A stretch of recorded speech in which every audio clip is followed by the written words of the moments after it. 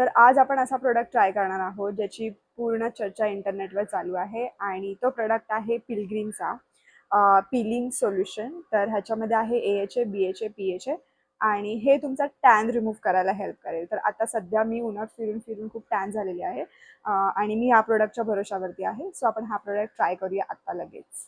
ह्याच्यासाठी तुमचा फेस पूर्ण क्लीन असावा लागेल. तर मी जस्ट फेस वॉश केलेला आहे आणि आता हा प्रोडक्ट मी माझ्या फेसवर apply. Now I have applied all product on my face.